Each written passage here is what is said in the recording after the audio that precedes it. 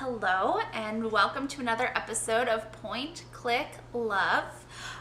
We just finished celebrating the Thanksgiving holiday in our house, and as you can see, we're starting to get our home holiday ready. We are a dual holiday household, so we celebrate both Christmas and Hanukkah here. I grew up celebrating Hanukkah, so Christmas is very exciting for me because I didn't get to do any of these traditions growing up. And this year is particularly exciting because our 2-year-old Brielle is just really starting to get into the magic of the holidays. So this weekend after Thanksgiving was over, we started putting up our tree. And I posted this picture of her, which really I thought captured the magic of how excited she was as we started to pull the tree out of the box and get it ready. I gave it a very, very classic vintage black and white edit. And when I posted it on Facebook, one of you actually gave me a wonderful response, which was the inspiration for this episode this week. Donna sent in this comment. She said, "This photo is so sweet. I love the soft nostalgic look of this photo. Do you use full Photoshop or Photoshop elements? Will you please share how you edited this? Thanks and enjoy your holiday with your loved ones." So Donna sent in that question, and I am more than happy to share some editing tricks and tips with you. Donna, I did edit this image in full Photoshop, but I fully believe that a momtographer does not need full Photoshop to achieve the same results. So today I am going to show you this same edit on the free online editor PicMonkey. So let's go ahead and get to it, and I'm going to show you how you can achieve this same type of edit.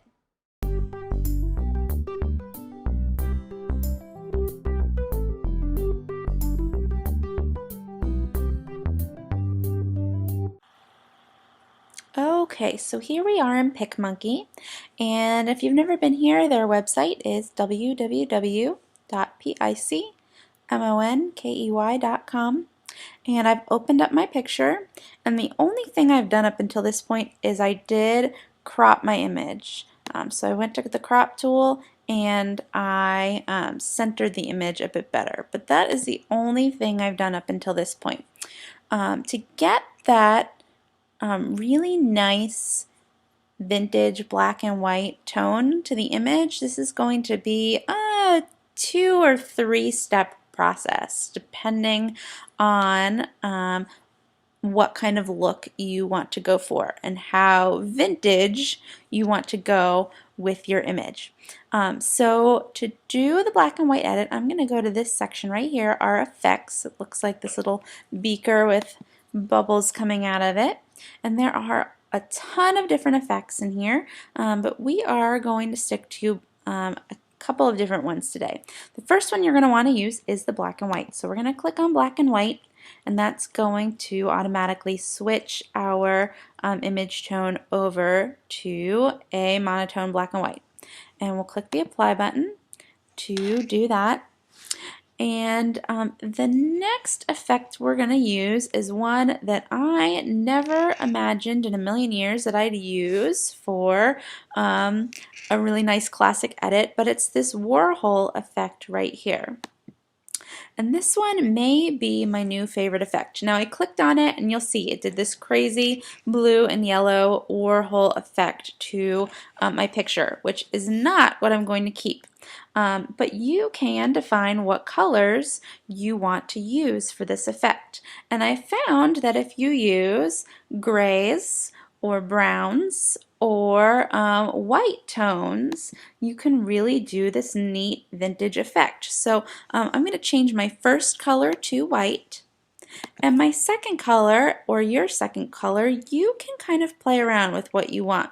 I did try just plain gray, and gray worked well. Keep in mind that what you're seeing on the screen is not our final image, but some of these like brown or pink tones can look kind of cool too. So I think I'm actually going to pick this one right here. And like I said, this is not how we're going to keep our image. What we're going to use is our fade slider right here to fade this Warhol effect back. So I'm going to eliminate it for good. Okay, so when it's at 100 it's gone. And then I'm going to slowly bring that effect back in until I like what I see. And even here around 66%, that's too much. I might bring it to right about here. All right, so that washes the image over with that really neat, like throwback, nostalgic, vintagey black and white look.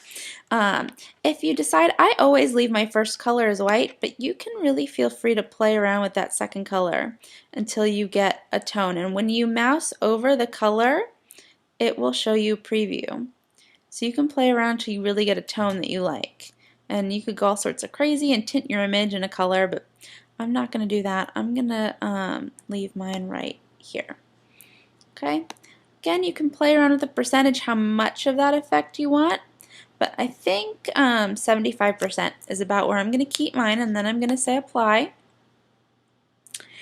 And if you really want to make it even more vintage throwback, the third effect that I might use is the film grain effect. So you can really make this look like a film image if you want to. And you can use dark film grain or light film grain. I'm going to use light. I want to add a little bit of brightness back into my picture, so I'm going to use the light grain. Right now it's at 20%, and that is a bit too much for me. The graininess is kind of crazy, but maybe just 12% would be where I go. And then I can say apply there. And from there, we'll go ahead and just save our image. And there you have it. Right there is our final nostalgic throwback vintage black and white image. Now I want to hear from you. Leave a comment below, and I want you to share your edit this week.